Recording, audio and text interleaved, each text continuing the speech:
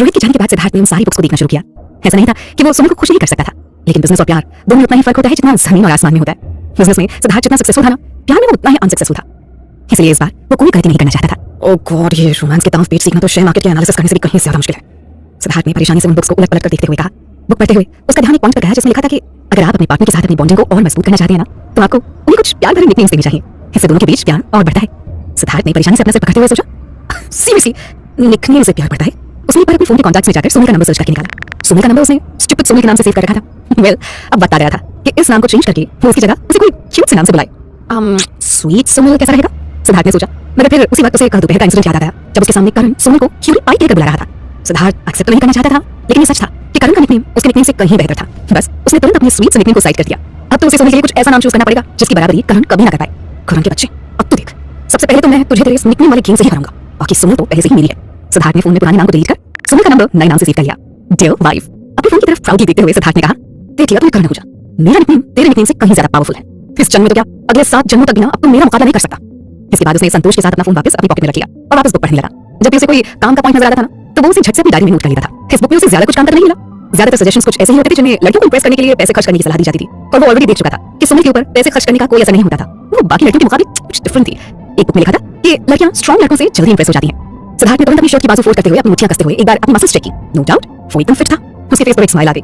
सुनील को वो पहले कई बार अपनी बाहों में उठा चुका था। वो तो उसे उस रात शांति भवन से लेकर रोड तक भी अपनी बाहों में ही उठाकर लाने के लिए तैयार था, लेकिन ऐन मौके पर उसे कमबख्त सांप ने उसे काट लिया और फिर उल्टा सुनील को पूरे रास्ते सिद्धार्थ को पकड़कर अपने साथ लाना पड़ा था। खैर कोई बात नहीं, अगर उसे सुनील का प्यार पाने के लिए अपने डोले शोले थोड़े और मजबूत करने पड़े तो इट रियली डिडंट मैटर।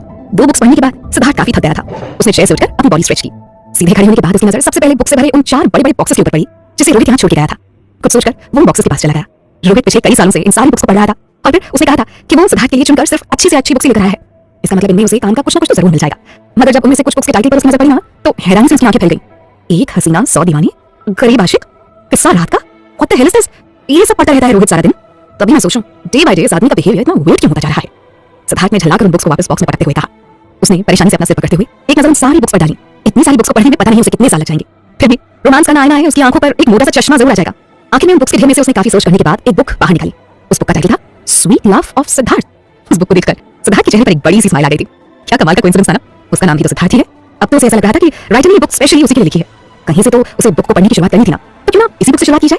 कल रात सिद्धार्थ ने जब से सुनील के सामने अपने प्यार का इजहार किया था, तब से सुनील बहुत ही ज्यादा खुश थी। सुबह उठने के बाद से ही उसे सब कुछ बहुत अच्छा और खूबसूरत लग रहा था। आज ऑफिस में भी सब लोग उसके चेहरे की खुशी को देखकर हैरान थे। उसने सबको स्माइल के साथ हेलो बोला था और अपने काम में लग गई थी। आज सिद्धार्थ खुद उसे ऑफिस छोड़ने आया था। वापस जाने के बाद लगातार उसे टेक्स्ट मैसेजेस भेज रहा था। हालांकि उन मैसेजेस में कुछ इंपॉर्टेंट नहीं था, वो बस एक अच्छे हस्बैंड की तरह हर आधे घंटे में उससे पूछ रहा था कि वो इस वक्त काम पर क्या कर रही है, उसने कुछ खाया है या नहीं, कहीं ज्यादा काम करने की वजह से वो थक नहीं गई है, ऑफिस में कोई उससे बेवजह काम कराकर उसे परेशान तो नहीं कराना, वगैरह वगैरह। सुनील को उसकी इस हरकत पर हंसी आ रही थी। खूब क्या कहे सिद्धार्थ को, आई मीन इट्स स्वीट कि वो इतनी केयर कर रहा है, लेकिन उसे भी तो पता होना चाहिए ना कि इस तरह बार-बार उसे मैसेज करने से वो डिस्ट्रैक्ट हो सकती है। वो इस वक्त ऑफिस में बैठी डिजाइन तैयार कर रही थी, लेकिन इसके बावजूद जितनी बार भी सिद्धार्थ का मैसेज आता ना, उसके होंठों पर एक स्माइल आ जाती और वो उसे तुरंत रिप्लाई भी कर देती। लंच टाइम के बाद करीब 2 बजे अचानक उसके पास करण का कॉल आया। उसने कॉल पर सुनील से ऑफिस से कुछ ही दूरी पर बने एक अम्यूजमेंट पार्क में आ जाने को कहा। सुनील ने एक बार बाहर नजर डाली। सूरज इस वक्त अपने पूरे रूप में आकर चमक रहा था। बाहर की गर्मी को महसूस करके ही सुनील टेंशन में आ गई थी। साथ ही उसे करण के ऊपर भी गुस्सा आ रहा था। अरे इतनी धूप में इस आदमी को बस एक यही जगह नहीं थी मिलने के लिए, लेकिन वो उसे मना भी तो नहीं कर सकती थी ना। आखिर वो उसका कस्टमर था, वो भी ऐसा वैसा नहीं, सबसे पहला कस्टमर। जाने से पहले उसने पंक्ति को इस बारे में इन्फॉर्म करना बेहतर समझा। जब तक वो करण के लिए ड्रेस डिजाइन कर रही थी, तब तक उसे भले ही यहाँ साफ सफाई जैसे छोटे मोटे कामों से छुट्टी मिल गई थी, लेकिन इसका ये मतलब बिल्कुल नहीं था कि वो कंपनी के बेसिक रूल्स को भी फॉलो न करे। पंक्ति इस वक्त अपने कैबिन में बैठी फैशन मैगजीन पढ़ रही थी। सुनील ने जैसे ही उसके कैबिन का डोर नॉक किया, अंदर से कम इन की आवाज आई। सुनील ने तुरंत अंदर आकर उसे अपने आने की वजह बताई। मैम, मिस्टर करण आहूजा ने मुझे यहीं पास के एक म्यूजियम पार्क में बुलाया है, मैं को। सुनील की बात सुनकर पंक्ति के चेहरे के एक्सप्रेशन चेंज हो गए। उसने उलझन भरी नजरों से उसकी तरफ देखते हुए कहा, करण बहुत बड़ा सेलिब्रिटी है सुनील, वो तुम्हारे साथ ऐसे किसी पब्लिक प्लेस पर क्यों मिलना चाहता है? सुनील को समझने में ज्यादा वक्त नहीं लगा कि पंक्ति क्या कहना चाहती है। शायद उसे लग रहा था कि सुनील ने खुद ही उसे कॉल करके यहाँ मिलने के लिए बुलाया होगा, लेकिन फिर भी उसे पंक्ति के सामने ज्यादा कुछ बोलना ठीक नहीं समझा। मुझे पता नहीं मैम, उन्होंने मुझे वहां पर क्यों बुलाया है। पंक्ति कुछ पलों तक उसकी तरफ देखती रही, फिर स्माइल करती हुई अपने सामने पड़ी मैगजीन को बंद करके एक तरफ सरका दिया और अपनी चेयर से पीठ टिकाती हुई बोली, सुनील, मैंने तुमसे जरूर कहा था कि तुमने काबिलियत है, लेकिन अब जो मैं तुमसे कहना चाहती हूँ वो शायद तुम्हें पसंद ना आए। सुनील ने उसे कोई जवाब नहीं दिया और उसके आगे बोलने का इंतजार करती रही। सुनील, बेशक तुम काफी समझदार हो, खूबसूरत हो और अपने फैसले खुद लेने के लिए आजाद हो, लेकिन मैं तुम्हें पहले ही बता दूं कि कामयाबी का कोई शॉर्टकट नहीं होता। उम्मीद है तुम समझ गई होगी कि मैं क्या कहना चाहती हूँ। आखिर में तुम्हारे हाथ कुछ नहीं लगेगा क्योंकि तुम करण के लिए सूटेबल नहीं हो। पंक्ति ने अपनी आखिरी लाइन पर कुछ ज्यादा ही जोर देते हुए कहा। सुनील को पंक्ति से कुछ ऐसी ही नसीहतें मिलने की उम्मीद थी, इसलिए उसने खुद को प्रिपेयर कर लिया था, लेकिन जो कुछ भी पंक्ति उसके बारे में सोच रही थी उसे एक्सेप्ट करना सुनील के लिए इम्पॉसिबल था। उसने एकदम सीरियस होते हुए पंक्ति को जवाब दिया, thank you so much ma'am कि आपको मेरी इतनी परवाह है, लेकिन मैं भी आपको ये बात क्लियर करना चाहती हूँ कि मिस्टर आहूजा मेरे लिए सिर्फ मेरे कस्टमर है, इससे ज्यादा मैंने उनके बारे में कभी कुछ नहीं सोचा। हो सकता है लोगों की नजरों में मैं उनके लायक ना हूं, लेकिन अगर आप मेरे नजरिए से सोच के देखेंगे तो आपको पता चल जाएगा कि वो मेरे लिए उतनी अनसूटेबल पर्सन है जितनी कि मैं उनके लिए हूं। आपको जानकर खुशी होगी कि मैं किसी से प्यार करती हूँ। उसके अलावा किसी और का ख्याल मेरे मन में कभी नहीं आया है और ना ही कभी आ सकता है। उसका जवाब सुनकर पंक्ति चौंक गई थी, लेकिन फिर उसने एकदम से रिलैक्स होते हुए अपना सिर हिलाया और बोली, okay you may go now. Suman ने अम्यूजमेंट पार्क तक जाने के लिए एक शॉर्टकट ले लिया था। यहाँ गलियों में से होकर चलने की वजह से धूप नहीं लग रही थी, लेकिन जैसे ही वो वापस मेन रोड पर आई, तेज धूप की वजह से उसकी हालत खराब होने लगी थी। जल्दी जल्दी अपने कदम बढ़ाते हुए वो अम्यूजमेंट पार्क के पीछे वाले गेट के पास पहुंच गई। करण ने उसे यहीं पर मिलने के लिए बुलाया था। इतनी तेज धूप होने के बावजूद पार्क में काफी भीड़ थी। गेट के पास खड़ी होकर वो बेचैनी से अपनी चारों तरफ देखने लगी, लेकिन काफी खोजने के बावजूद उसे कहीं पर भी करण नजर नहीं आ रहा था। परेशान होकर उसने अपना फोन निकाला और उसे कॉल करने ही वाली थी कि करण का कॉल आ गया। कहाँ हो तुम? सुमन ने उससे तुरंत पूछा। उसे लग रहा था शायद करण अब तक वहां पर नहीं पहुंचा है। क्यों भाई, कब से मैं तुम्हें देख रहा हूँ, तुम बस यहाँ वहां देखी जा रही हो। अरे इतना हैंडसम लड़का तुम्हारे सामने बैठा हुआ है, फिर भी तुम उसे देख नहीं पा रहे हो। ओह, मुझे तुमसे ये उम्मीद नहीं थी। करण ने एकदम शिकायती लहजे में जवाब दिया। उसकी बात सुनकर सुमन और परेशान हो गई थी। न जाने कहां से वो सुमन को देख रहा था। हाँ, उसकी बात सही थी कि वो बहुत हैंडसम था और इसलिए लड़कियां उसे एक ही नजर में पहचान भी लेती होंगी, लेकिन यहाँ पार्क में इतने लोगों की भीड़ के बीच उसे खोज पाना वाकई सुमन के लिए बेहद मुश्किल था। उसने एक बार फिर ध्यान से अपने चारों तरफ देखना शुरू किया, मगर उसे अब भी वो कहीं नजर नहीं आ रहा था। परेशान होकर उसने पूछा, तुम सच में यहाँ आए भी हो या नहीं? मुझे तो तुम कहीं नजर नहीं आ रहे हो। एक्सक्यूज मी, मैं यहाँ इतनी देर से अकेला और तुम्हारा वेट करते हुए बोर हो रहा हूँ। अगर तुम कुछ देर और नहीं आती ना तो मैं पक्का यहीं पर सो जाने वाला था। खैर कोई बात नहीं, मैं तुम्हारी हेल्प कर देता हूँ। अब जरा 90 डिग्री के एंगल पर टर्न लेते हुए अपने ठीक सामने देखो। सुमन ने तुरंत टर्न लिया और बेचैनी से उस तरफ देखने लगी जिधर करण ने उसे देखने को कहा था। कहाँ हो तुम? मुझे तो तुम अभी कहीं नजर नहीं आ रहे हो करण, उसने परेशान होते हुए पूछा। करण ने अब अपना सिर पीट लिया। माय गॉड, क्या करूं मैं इस लड़की का? तुम ना इस दुनिया की पहली लड़की हो जिसे the most handsome superstar rockstar Karan Ahuja को पहचानने में इतनी प्रॉब्लम हो रही है। अरे क्यूटी भाई, कब से वेट कर रहा हूं तुम्हारी तरफ। अब इससे पहले कि मेरे हाथ दर्द हो जाए, प्लीज देख लो मुझे। सुमन ने तपती धूप और भीड़ भाड़ को इग्नोर करते हुए एक बार ध्यान से सामने देखा। उसके ठीक सामने एक कैफे था जहां खड़े होकर करण उसे अपनी तरफ हाथ हिलाता हुआ नजर आ रहा।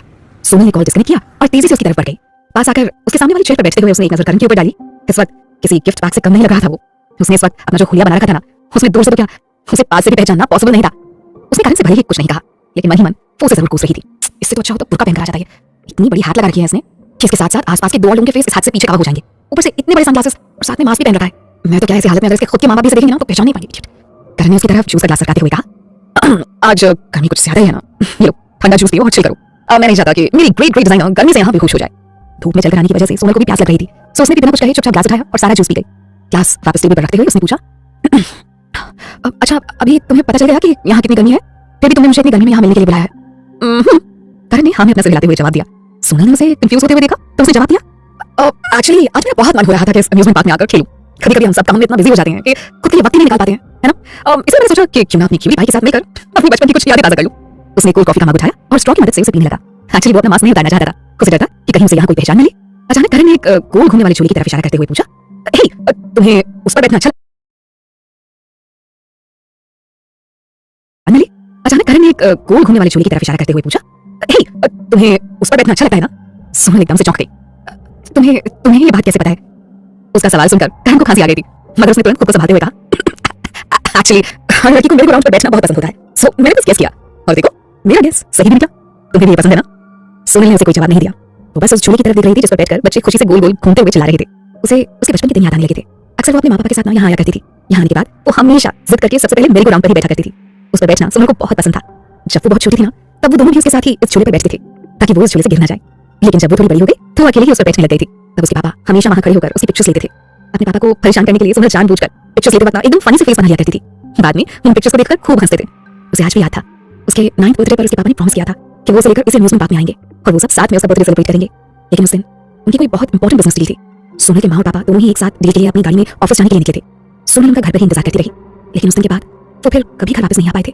वो दिन याद कर सोनल की आंखों में आंसू आने लगे थे। करण ने जब उसे इतनी गौर से उस झूले की तरफ देखते हुए देखा तो पूछा, हे तुम्हें वहां जाना है?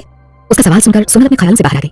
उसने तुरंत खुद को संभालते हुए जवाब दिया, नहीं इसकी कोई जरूरत नहीं है, मैं कोई बच्ची नहीं रही। करण ने उसके सिर पर हल्के से मारते हुए कहा, क्यों भाई, यू नो व्हाट, यहाँ आकर बच्चा बनने में कोई हर्ज नहीं है। देखो उधर सब यहाँ बच्चे ही तो बनने आते हैं ताकि अपनी लाइफ के स्ट्रेस को यहाँ रिलीज कर सकें और थोड़ी खुशी के पल बता सकें यार। और वैसे भी पिछले 2 दिनों में तो तुम्हें मेरी ड्रेस डिजाइन के लिए कोई अच्छा आइडिया मिला ही नहीं है। क्या पता यहाँ थोड़ी देर बच्चा बनने के बाद तुम्हें खुद ही कोई कमाल का आइडिया आ जाए। सुमन को वहाँ कुछ देर एंजॉय करने में कोई प्रॉब्लम नहीं थी।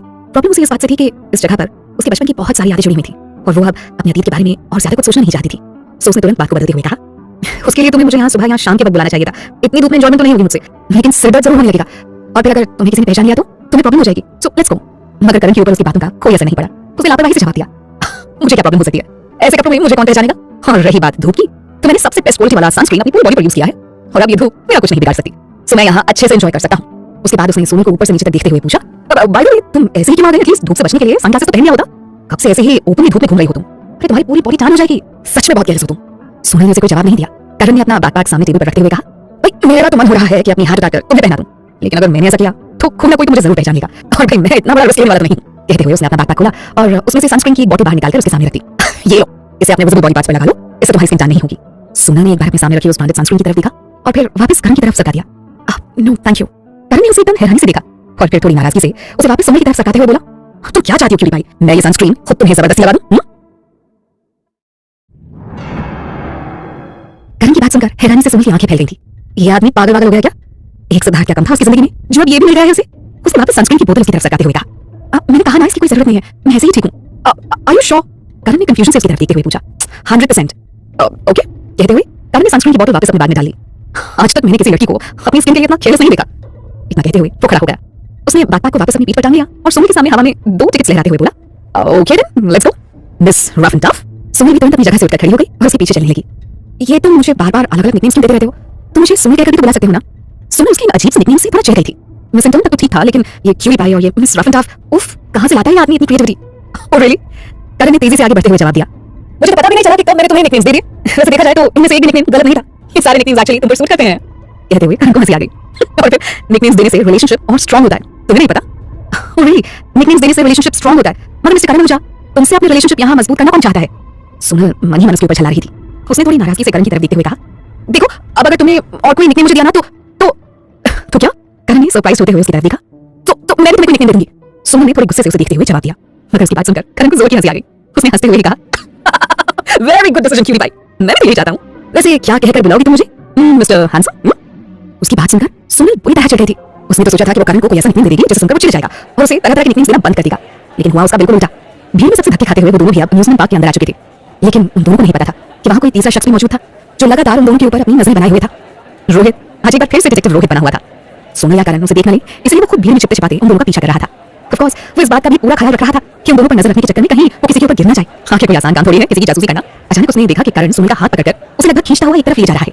ये देखकर तुरंत उसके दिमाग के सारे सेंसर्स एक्टिव हो गए, मगर बॉडी के बाकी सेंसर्स पर ध्यान देना तो वो शायद भूल ही गया था, जिसका नतीजा ये हुआ कि उसका पैर अपने सामने वाले शख्स के पैर पर बुरी तरह से जा उछा और वो दोनों ही लड़खड़ाते हुए नीचे जमीन पर गिर गए।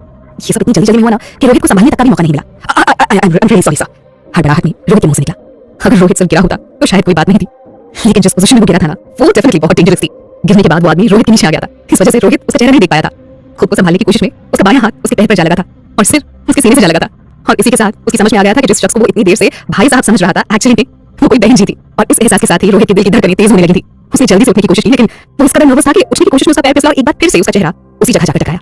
अब रोहित की ऐसी हालत हो गई थी कि उसका दिल कर रहा था कि वो अपनी बॉडी वहीं छोड़कर बस अपनी जान बचाकर भाग जाए, मगर ऐसा कुछ करने का कोई मौका ही ना देते हुए अचानक एक जोरदार धक्के के साथ उस लड़के ने रोहित को ऊपर से हटा दिया। इससे पहले कि रोहित उसका चेहरा देख पाता, उससे पहले उसका हाथ घुमा और रोहित के गाल पर एक झन्नौटेदार थप्पड़ आकर लगा। एक पल के लिए तो उसकी आंखों के आगे अंधेरा छा गया था। उसे इस वक्त ऐसा लग रहा था जैसे चांद तारों के साथ साथ पूरा यूनिवर्स उसकी आंखों के आगे नाच रहा हो। उसने एक बार अपनी नजर घुमाकर चारों तरफ देखा। आते जाते सारे लोग उसी की तरफ देखते हुए जा रहे थे। उन सभी की नजरों को इग्नोर करते हुए अब उसने अपने सामने खड़ी लड़की की तरफ देखा जो एकदम गुस्से से उसकी तरफ देख रही थी। उसने जींस के साथ व्हाइट कलर की शर्ट पहन रखी थी और उसके शोल्डर कट है इस वक्त उसके चेहरे के सामने आकर छू रहे थे। रोहित ने घबराकर जल्दी से उठते हुए कहा, आई एम सॉरी, मैंने जानबूझकर कुछ नहीं किया, जो भी हो गलती से हुआ है मैम। एक्सक्यूज मी, गलती एक बार होती है, 2 बार नहीं। उसने रोहित को डांटते हुए कहा, प्लीज मुझे माफ कर दीजिए, मैं सच कह रहा हूं, मेरा ध्यान कहीं और था। रोहित ने बेबसी से उस लड़की की तरफ देखते हुए जवाब दिया। इस वक्त घबराहट के कारण उसके माथे पर पसीना आने लगा था। Oh really? उस लड़की ने अपने हाथ बांधकर एक इनोसेंट सी स्माइल देते हुए कहा, वेल अब तो मुझे भी ऐसा लग रहा है कि तुम्हारा ध्यान कहीं और रहा होगा।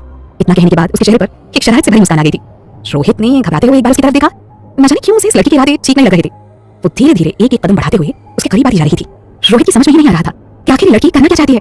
रोहित के एकदम करीब आकर उसकी आंखों में देखते हुए उस लड़की ने उसे एक प्यार भरी स्माइल दी और फिर अपनी आंख दबा दी, जिसके साथ ही उसने अपने दाएं पैर को उठाते हुए अपने घुटनों से उसके दोनों पैरों के बीच में टिक मार दी।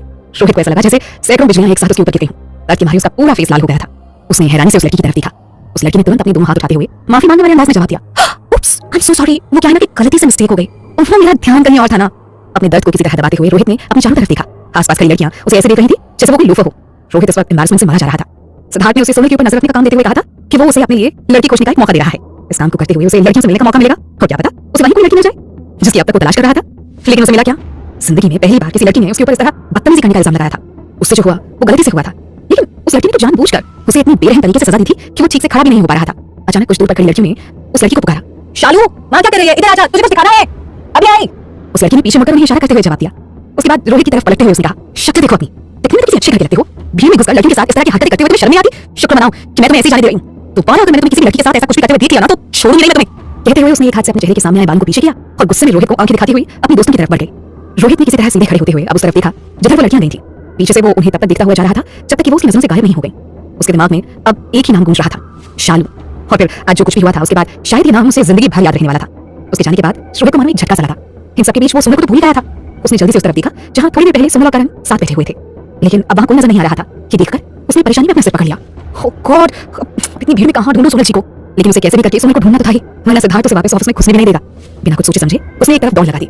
अब बस यही एक रास्ता था उसके पास कि वो उस पूरे अम्यूजमेंट पार्क का कोना कोना छान मारे और सुमित जहां कहीं भी हो उसे ढूंढ निकाले। सिद्धार्थ ने उसे हर आधे घंटे में सुमित और करण की रिपोर्ट्स देने का काम दिया था और इस काम को पूरा करने के लिए उसके पास अब सिर्फ 20 मिनट का वक्त बचा था। करण सुमित का हाथ पकड़े भीड़ को चीरते हुए अम्यूजमेंट पार्क के अंदर की तरफ बढ़ गया था। अंदर जगह जगह से लोगों के एक्साइटमेंट से भरी चिल्लाने की आवाजें आ रही थी। कुछ लोग इधर उधर पिक्चर्स लेने में बिजी थे। सुमित मजबूरी में करण के पीछे चल कम और घिसट ज्यादा रही थी। तेज धूप और भीड़ भाड़ की वजह से वो और ज्यादा परेशान हो रही थी। अपने पेरेंट्स की डेथ के बाद ये पहली बार था जब सुमित यहाँ आई थी। चारों तरफ बच्चों बड़ों सभी को एंजॉय करते हुए देखकर उसे भी अपना बचपन याद आने लगा था। वो भी तो ऐसे ही यहाँ आकर खुश हो जाया करती थी और खूब एंजॉय करती थी। अपने बचपन को याद कर उसका मन भी कर रहा था कि वो उन सारे बच्चों के साथ शामिल हो जाए और एक बार फिर से पहले की तरह एंजॉय करे। मगर इस बार यहाँ उसके साथ उसके पेरेंट्स नहीं थे और फिर करण के साथ होने के कारण वो और भी ज्यादा अनकंफर्टेबल फील कर रही थी। उसने सिद्धार्थ से प्रॉमिस किया था कि वो जितना हो सके करण से दूर रहने की कोशिश करेगी, लेकिन वो उसका ठीक उल्टा रहा था। सुमित ने अपनी पूरी ताकत लगाकर करण को रोकते हुए कहा, करण सुनो, तुम अकेले चले जाओ ना प्लीज। मैं यहीं कहीं बैठकर तुम्हें देखती रहूंगी। आई एम श्योर तुम्हें एंजॉय करते हुए देखकर मुझे भी अच्छे से आइडियाज आ जाएंगे, या प्लीज। करण उसकी बात सुनकर एकदम से रुक गया था। उसने सवालिया नजरों से सुमित की तरफ देखा। वो कुछ बोलता उससे पहले ही सुमित ने उसे रिक्वेस्ट करते हुए कहा, करण मेरा सच में मूड नहीं है। क्यों? मूड क्यों खराब है तुम्हारा? और अरे इतनी अच्छी जगह पर एंजॉय करने के लिए मूड बनाने की जरूरत पड़ती है क्या? इतना कहकर उसने सुमित के सिर पर हल्के से हाथ मारते हुए कहा, ये जो अपने सर पर इतनी सारी वर्क टेंशन लिए घूमती रहती हो ना तुम, बस उसे ही दूर करने की कोशिश कर रहा हूं मैं। सुमित जानती थी कि करण से बहस करने का कोई फायदा नहीं है, सो उसने बात को बदलते हुए कहा, देखो बहुत तेज धूप है, इतनी धूप में तो एक कदम भी नहीं चल पाऊंगी मैं करण। करण ने अपनी एक उंगली से सनग्लासेस को नीचे की तरफ खींचते हुए कहा, श्री इतनी तेज धूप है क्या? मगर मुझे तो ऐसा कुछ भी फील नहीं हो रहा है। और फिर तुम तो बस रफ एंड टफ हो ना, इतनी हल्की सी धूप से ही परेशानी होगी तुम्हें? हाँ? उसकी बात सुनकर सुमित के चेहरे पर एक सार्कास्टिक सी स्माइल आ गई थी। यस, अब अगर तुमने मुझे गलत निकनेम दे दिया है तो उसमें मेरी क्या गलती है? करण ने एक बार आसमान की तरफ देखा और बोला, यार लेकिन मेरी तो समझ में नहीं आ रहा है कि तुम्हें घर से प्रॉब्लम क्या है? अरे ज्यादा से ज्यादा पसीना ही आ जाएगा ना। You know what, sweating is very good for health. इससे पूरी बॉडी डिटॉक्सिफाई हो जाती है यार, बॉडी में जमा सारी गंदगी यूं निकल जाती है यूं। उसने सुमित के सामने चुटकी बजाते हुए कहा। फिर उसने बड़े स्टाइल के साथ वापस सनग्लासेस अपनी आंखों पर चढ़ाते हुए कहा, और फिर तुम्हें किसी ने बताया नहीं, जो लोग स्वेट करते हैं ना वो बहुत सेक्सी होते हैं। Even I really like that song. वो कौन सा गाना था? हाँ, पसीने में नहा के और व्हाट नमकीन नमकीन समथिंग। करण ने उसके सामने गाना गाते हुए कहा, व्हाट द हेल? सुमित का मन हो रहा था इसी बात करण का गलत दबा दे। पसीने में नहीं, समुद्र में नहा के इडियट, उसने चिढ़ते हुए कहा। करण ने एक हल्की सी हंसी के साथ सुमित के गाल खींचते हुए कहा, व्हाटएवर, दोनों ही नमकीन होते हैं। सुमित ने एक झटके से उसका हाथ हटाया और उसे एक नकली स्माइल देते हुए बोली, ओके, लेकिन मुझे सेक्सी या नमकीन बनने का कोई शौक नहीं है, इसलिए मैं यही छाया में बैठकर आराम करूंगी। ओके, तुम जाकर एंजॉय करो प्लीज। करण ने भी उसे वैसे ही एक स्माइल दी और तुरंत अपना हाथ उसके कंधे पर रखकर उसे कसकर साइड हाथ देते हुए बोला, कम ऑन यार, मैं यहाँ तुम्हें इसलिए लेकर आया हूँ ताकि तुम एंजॉय कर सको और ताकि तुम्हें ड्रेस डिजाइन के लिए कुछ अच्छे आइडियाज मिल सकें यार। सो अब अपनी बहानेबाजी बंद करो और चलो मेरे साथ। सुमित उसके इस तरह पकड़ने से एकदम पैनिक हो गई थी।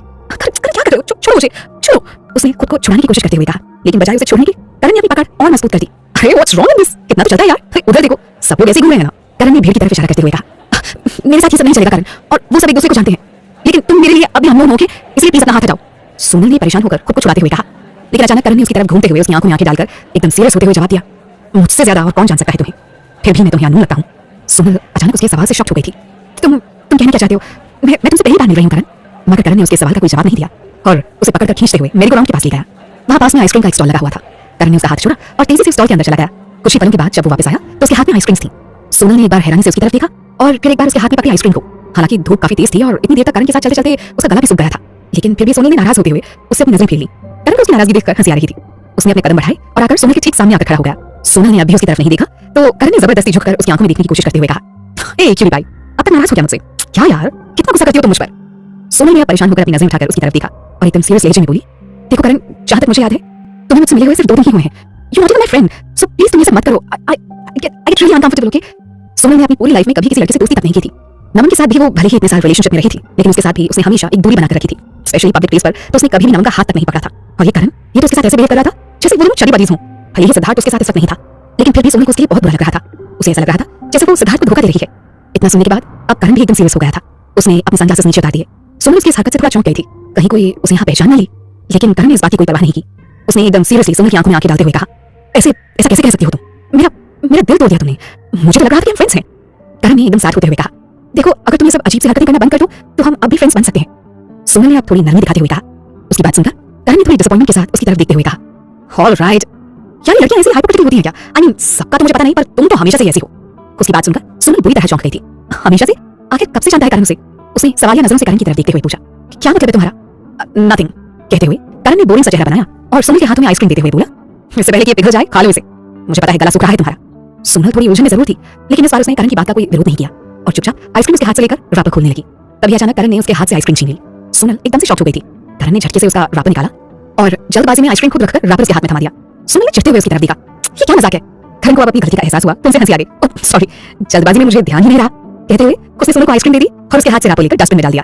अब जल्दी से फिनिश करो, फिर हम लोग मेरे ग्राउंड पर खूब सारे राउंड्स लगाएंगे, ओके?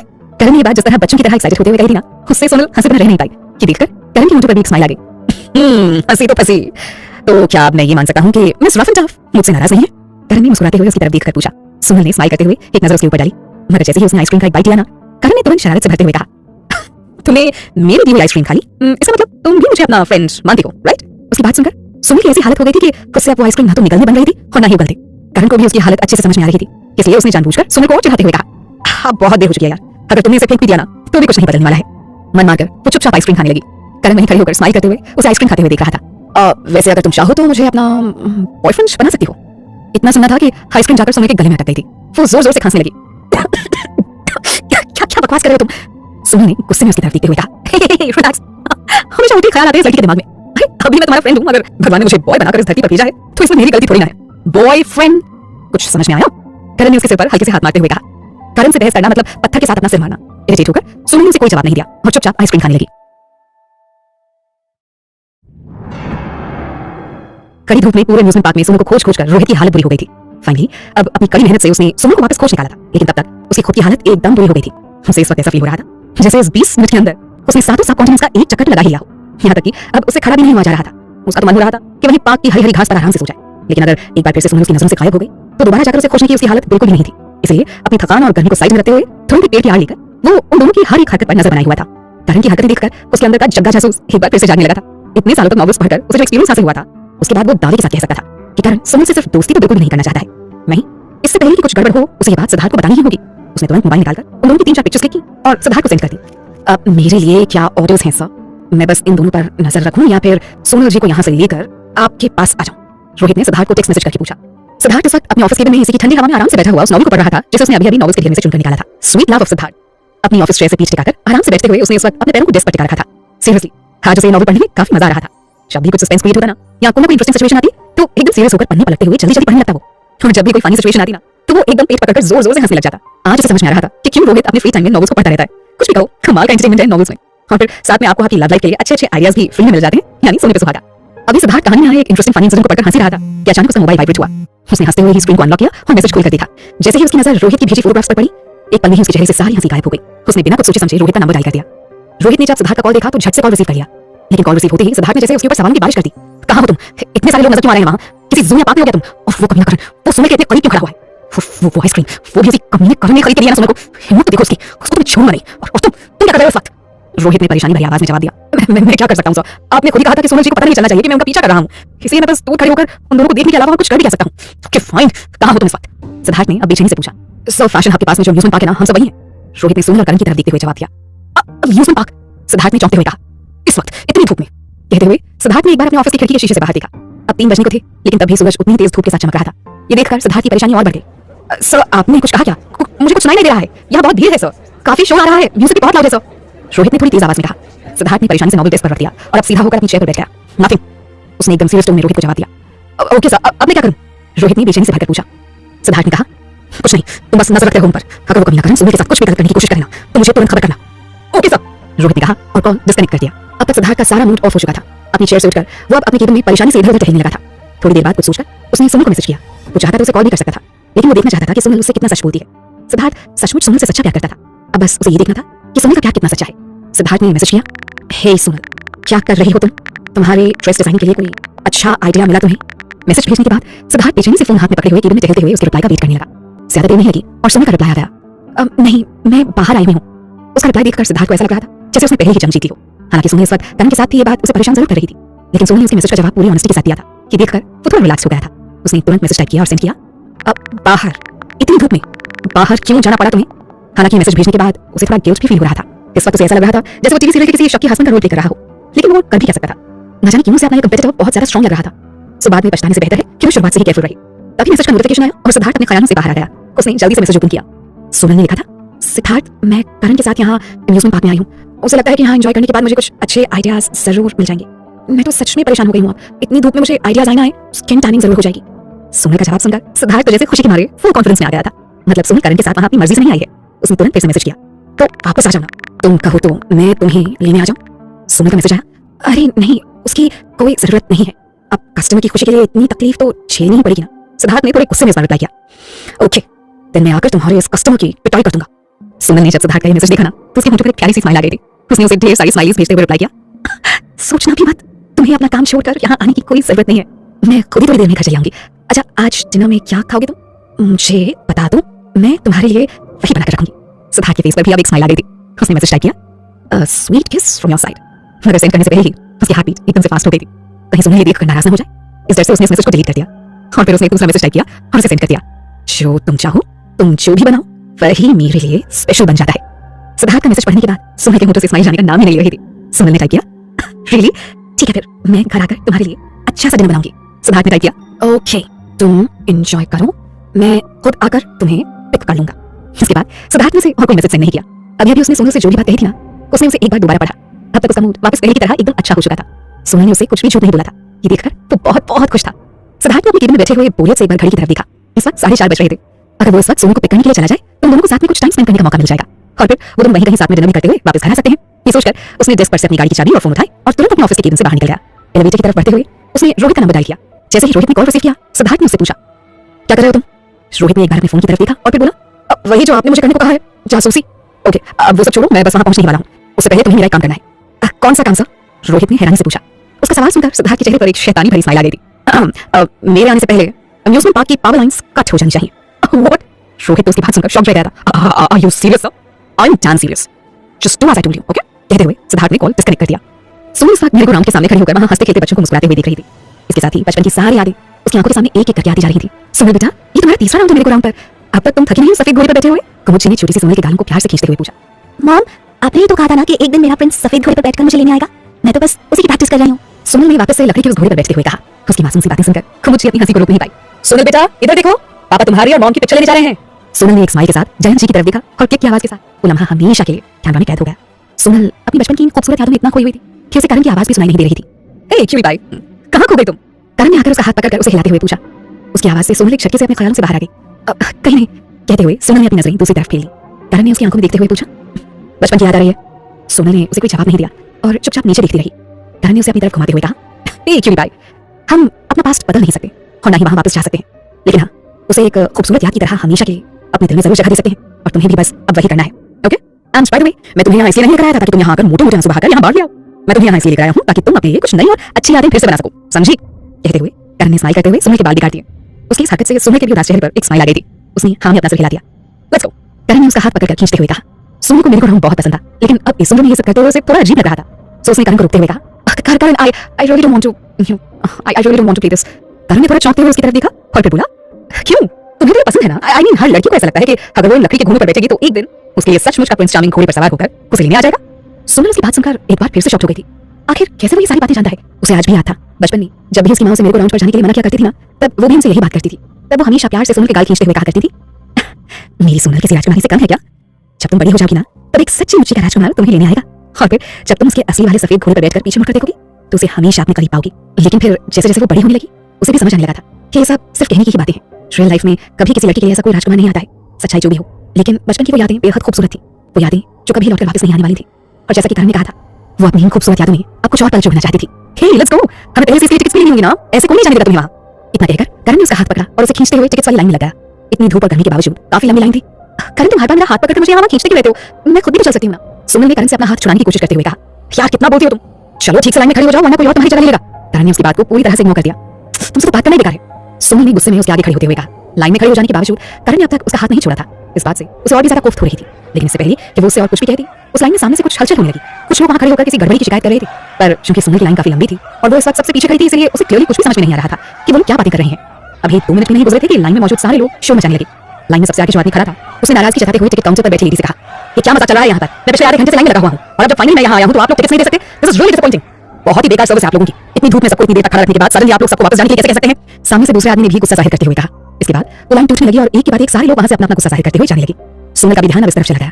उसने हैरानी से इन सारे लोगों को देखते हुए पूछा, ये इन सबको क्या हुआ? करण को कुछ भी समझ में नहीं आ रहा था। अब चलो किसी से पूछकर देखते हैं। तभी उनके सामने से एक हस्बैंड वाइफ गुजरे। वो दोनों भी काफी नाराज लग रहे थे। करण ने उन्हें रुकते हुए पूछा, एक्सक्यूज मी मैम, अचानक से सब लोग पार्क से क्यों जा रहे हैं? Any problem? उन दोनों ने रुककर एकदम से इरिटेट होते हुए जवाब दिया, हाँ जी प्रॉब्लम नहीं यहाँ तो अभी तो एक राउंड घुमाया था हमने हमारी बच्ची को, लेकिन इन लोगों ने अचानक से सब लोगों को बाहर जाने को कह दिया। अरे कह रहे हैं कि कुछ टेक्निकल प्रॉब्लम है, अब उसे रिपेयर करने में पूरा दिन लग जाएगा, सो आज के लिए फैसिलिटी बंद है। करण ने एक बार परेशानी से बंद पड़ी मेरे गोडाउन की तरफ देखा और फिर उस कपल से बोला, ओह थैंक यू।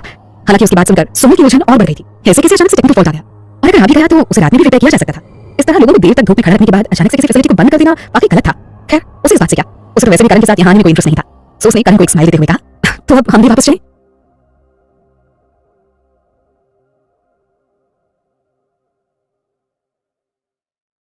अच्छी लग रही है तो वीडियो को लाइक करें और चैनल को सब्सक्राइब करें। करण ने एक बार परेशानी से अपनी चारों तरफ नजर डाली और फिर कुछ सोचकर बोला, अरे ऐसे कैसे बिना एंजॉय किए चले जाएंगे?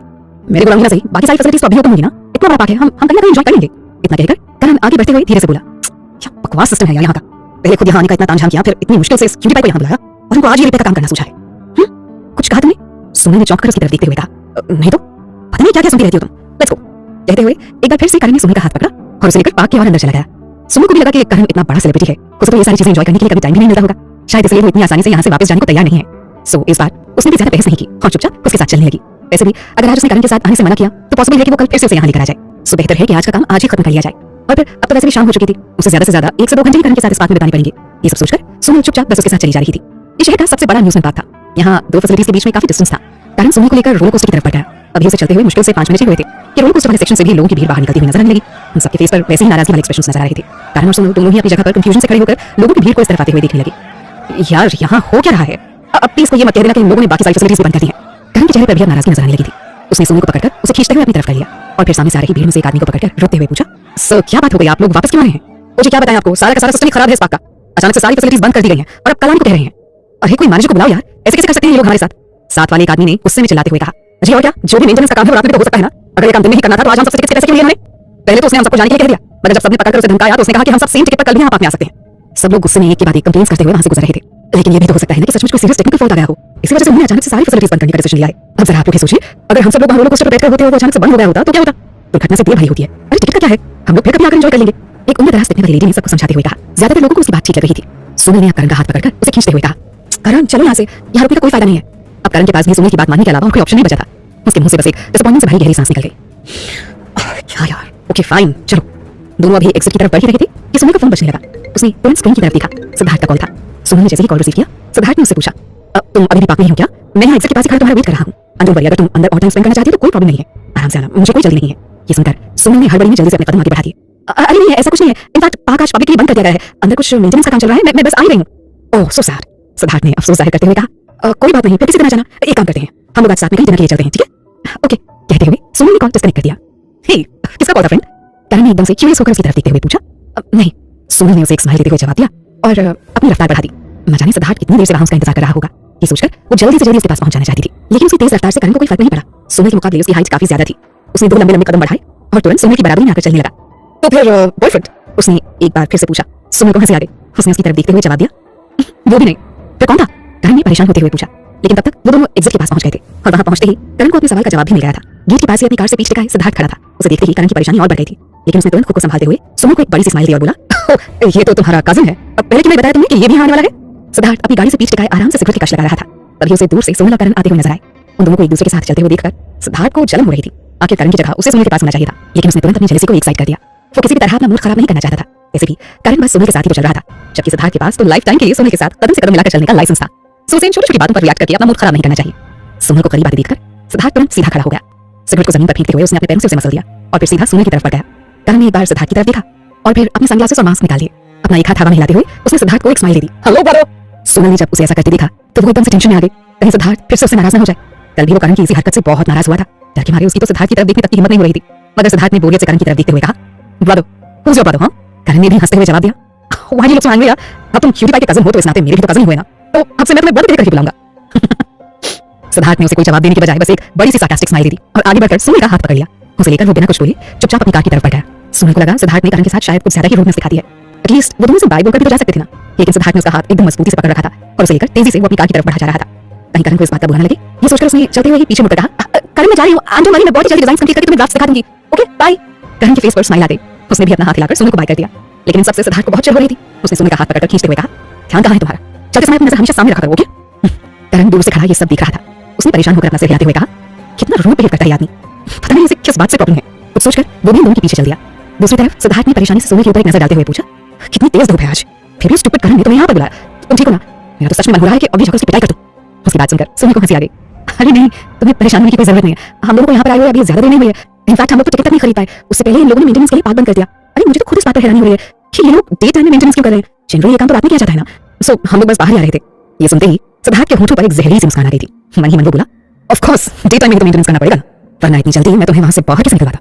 लेकिन बाहर से उसने एकदम से सरप्राइज होने का नाटक करते हुए पूछा, ओह रियली, तुम्हारी बात सुनकर तो अब मैं भी सरप्राइज हूं। अरे ऐसा तो पहले कभी नहीं हुआ। यहाँ पर गाड़ी के पास आकर उसने जोर बंद करते हुए कहा, गाड़ी में बैठो। अब क्योंकि तुम अम्यूजमेंट पार्क में एंजॉय नहीं कर पाई तो मैं सोच रहा था कि तुम्हें डिनर के लिए कहीं बाहर ले चलूं। बोलो कहां चलना है?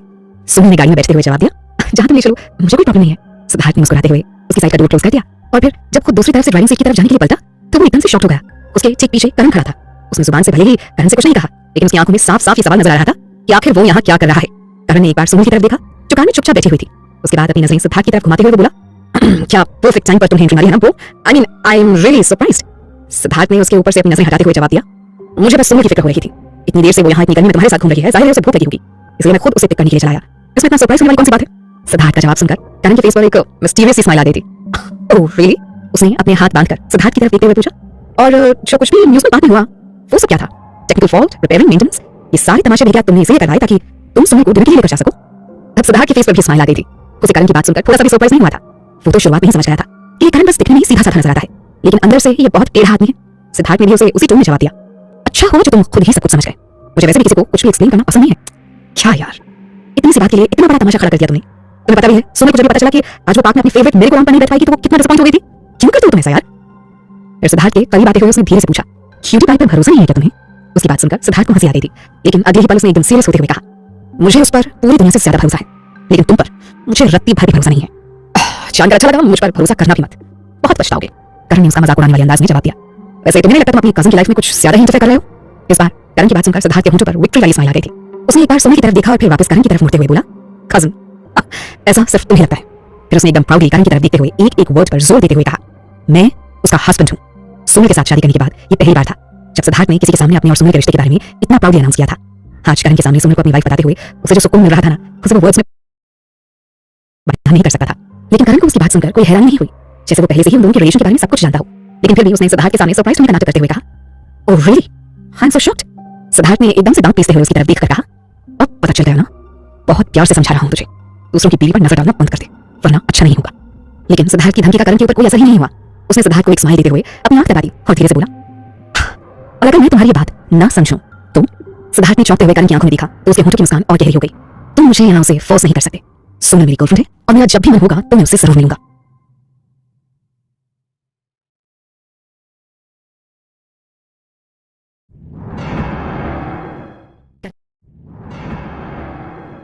करण की बातें सुनकर अब सिद्धार्थ अपना आपा खोने लगा था।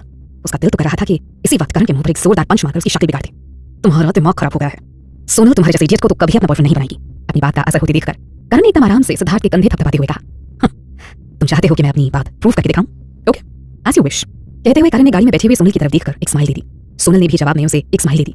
साउंड प्रूफ कार होने की वजह से उसे जरा भी अंदाजा नहीं था कि बाहर सिद्धार्थ और करण के बीच क्या बातचीत हो रही है। अब गुस्से के कारण सिद्धार्थ का खून खौलने लगा था। How dare you! उसने करण के सामने आकर उसकी व्यू को ब्लॉक करते हुए कहा। सिद्धार्थ का गुस्सा देखकर करण को हंसी आ गई।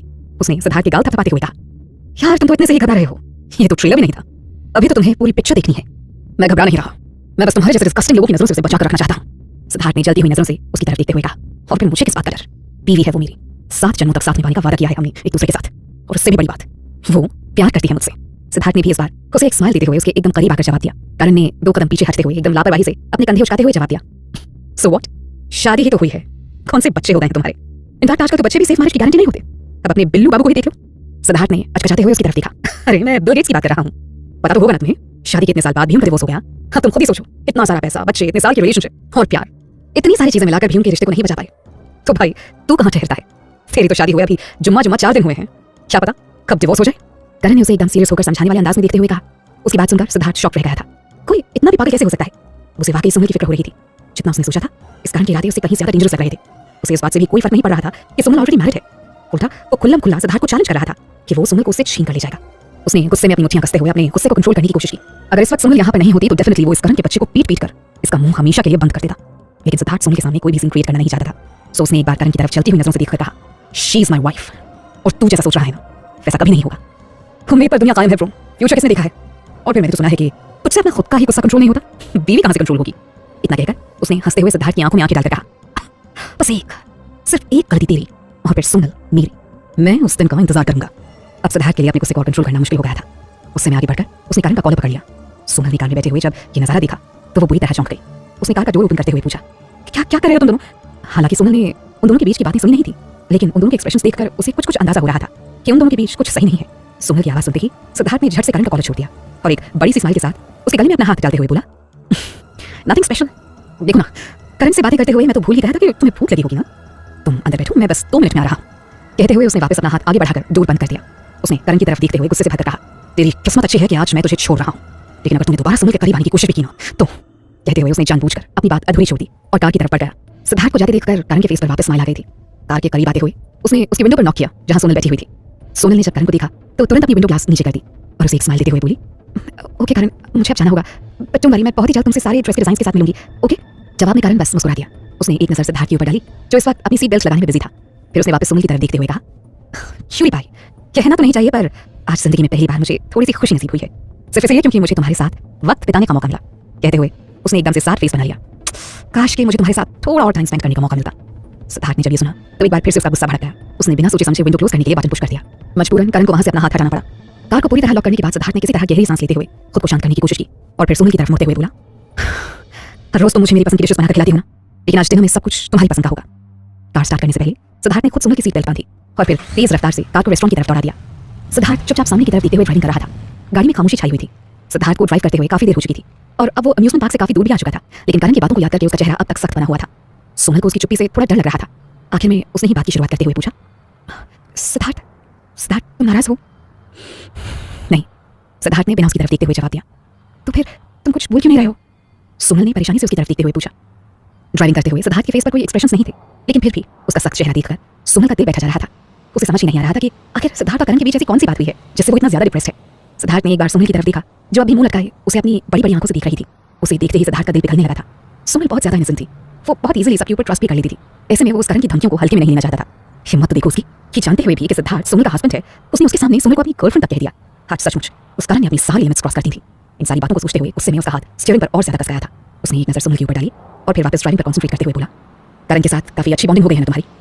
सोनल ने सिद्धार्थ की तरफ चौंकते हुए देखा और फिर तुरंत बोली, नहीं ऐसा कुछ नहीं है, इनफैक्ट मैं तो परेशान हो गई हूँ उसकी हरकतों से। मैंने कितनी बार उसे कहा भी है कि मुझसे दूर आ करे, लेकिन वो मेरी बातें नहीं सुनता है सिद्धार्थ। सोनल ने परेशान आवाज में कहा, श्रेली, लेकिन वो तो कह रहा था कि तुम उसकी गर्लफ्रेंड हो। आखिर खुद को रोकते रोकते भी सिद्धार्थ के मुंह से निकल ही गया। सोनल को ऐसा लग रहा था शायद उस वक्त करण सिद्धार्थ से यही बात कर रहा था, इसलिए सिद्धार्थ अब तक गुस्से में है। गर्लफ्रेंड? उसने मुझसे कहा था कि मैं गर्ल हूँ और वो मेरा फ्रेंड है, सो इस हिसाब से मैं उसकी गर्लफ्रेंड हूँ। मैंने तो उसकी बात को सीरियसली भी नहीं लिया था सिद्धार्थ। सोनल की बात सुनकर सिद्धार्थ जहाँ एक तरफ रिलैक्स फील कर रहा था, वहीं मन ही मन करण को 1000 गालियां भी दे रहा था। मतलब गजब का जीत बंदा था वो, जबरदस्ती सोनल को अपनी गर्लफ्रेंड साबित करने पर तुला हुआ था। सिद्धार्थ को इस वक्त गुस्सा तो बहुत आ रहा था, लेकिन उसे करण की आखिरी बात भी अच्छे से याद थी। करण भी बहुत अच्छी तरह जानता था कि गुस्सा सिद्धार्थ की कमजोरी है और वो उसे इसका फायदा बिल्कुल नहीं उठाने देना चाहता था। इसलिए अपने गुस्से को दबाते हुए वो चुपचाप ड्राइव करता रहा। करण से सोनल को मिले अभी मुश्किल से 2 ही दिन हुए थे और इतनी सी देर में वो करण उसके लिए इतना पागल हो गया था कि उसने खुलेआम सिद्धार्थ रॉय कपूर को चैलेंज कर दिया। इससे आज सिद्धार्थ के सामने 2 बातें तो अच्छे से साफ हो गई थी। पहली तो ये कि जितना वो सोचता था उससे कहीं ज्यादा लोग सोनल को नोटिस करते थे, और दूसरी ये कि उसने अपने प्यार का इजहार सोनल के सामने करने में वाकई बहुत देर कर दी थी। अगर सचमुच करण ने उसे अपनी पागलपन भरी हरकतों से इंप्रेस कर लिया तो, और वो उसे छोड़कर चली गई तो, ये ख्याल भी दिमाग में लाते हुए सिद्धार्थ का दिल जोरों से धड़कने लगा था। लेकिन वो किसी भी तरह हार नहीं मानना चाहता था। उसने एक बार नॉवल में पढ़ी सारी बातों को याद किया। अभी उसने इतने सारे इंपॉर्टेंट लव लेसन्स पढ़े थे, अब टाइम था उन सबको आजमाने का। जितना उसे समझ में आया था उसके हिसाब से लड़कियां बातों से ज्यादा एक्शन को पसंद करती हैं, इसलिए बेहतर है कि आप उनके सामने अच्छी अच्छी बातें कम और उन्हें खुश करने के लिए अच्छे अच्छे काम ज्यादा करें। और दूसरी इंपॉर्टेंट बात, जिंदगी में कुछ हासिल करने के लिए थोड़ा बहुत ढीठ बनना पड़ता है, फिर चाहे बात बिजनेस की हो या फिर प्यार की। जो लोग अपनी जगह पर जबरदस्ती टिके रहते हैं ना, लास्ट में उन्हीं को सक्सेस मिलती है। So now it's time to do some action. Siddharth के एक्सप्रेशनलेस फेस पर एक स्माइल आ गई थी। उसने सोनल की तरफ मुड़ते हुए कहा, इट्स ओके, वो करण मुझे वैसे भी थोड़ा पागल लगता है, उसकी बातों को सीरियसली लेने की ज्यादा जरूरत भी नहीं है। सोनल ने भी स्माइल करते हुए हाँ में अपना सिर हिला दिया। वैसे सोनल, अभी अम्यूजमेंट पार्क में तुमने क्या क्या एंजॉय किया? सिद्धार्थ ने अचानक से बात को बदलते हुए पूछा। सोनल ने एकदम से साथ फेस बनाते हुए कहा, कुछ भी तो नहीं, हम लोग कुछ एंजॉय कर पाते उससे पहले उन्होंने मेंटेनेंस के नाम पर सब कुछ बंद कर दिया। ओह आई सी, लेकिन अब अगर मैं तुम्हें वहां पर ले जाऊं तो? सिद्धार्थ ने उसकी तरफ देखते हुए पूछा। क्या? सोनल ने एकदम से चौंकते हुए पूछा। अब वहां जाकर क्या फायदा? क्यों? अभी तो तुमने बताया कि तुम वहां कुछ भी प्ले नहीं कर पाई। अब सो हम वहां भी जाएंगे और फिर तुम्हारा वहां जो भी करने का मन करे तुम कर सकती हो। सिद्धार्थ ने सामने की तरफ नजर किए हुए ही जवाब दिया। सोनल अब भी हैरानी से उसकी तरफ देख रही थी। सिद्धार्थ, इसकी कोई जरूरत नहीं है, सिद्धार्थ ने कुछ सोचते हुए पूछा। ओके, लेकिन तुम शायद बचपन में इस अम्यूजमेंट पार्क में आया करती थी, राइट? तब तुम्हें यहाँ पर सबसे ज्यादा क्या पसंद था? बिना सोचे समझे सोनल ने झट से जवाब दिया, मेरी ग्राउंड। सिद्धार्थ ने जब उसका जवाब सुना तो उसे एकदम से हंसी आ गई। ड्राइव करते हुए उसने हल्के से सोनल के बाल बिगाड़ते हुए कहा, बिल्कुल बच्ची हो तुम, आयु श्योर तुम्हें वापस पार्क नहीं जाना है? सोनल को भी लगा कि शायद उसने कुछ ज्यादा ही जल्दबाजी में जवाब दे दिया। उसने अपनी नजरें झुकाते हुए धीरे से कहा, वो तुमने पूछा मुझे क्या पसंद था तो मैंने बस वही बताया। सिद्धार्थ ने मुस्कुराते हुए उसकी तरफ देखकर कहा, ओके डिनर के बाद वहां हम जाएंगे। ओके सिद्धार्थ, सच में इसकी कोई जरूरत नहीं है। सोनल ने अब पूरा परेशान होते हुए कहा, क्यों? क्योंकि वहाँ रिपेयरिंग का काम चल रहा है। उन्होंने कहा था कि वहाँ के सिस्टम में कुछ फॉल्ट आ गया है। सोनल ने उसे वहाँ की सिचुएशन एक्सप्लेन करते हुए कहा। सिद्धार्थ ने लापरवाही से रोड की तरफ फोकस करते हुए जवाब दिया, उसकी टेंशन तुम मत लो, जब तक तुम वहाँ पहुंचोगी ना सब कुछ एकदम ठीक ठाक मिलेगा।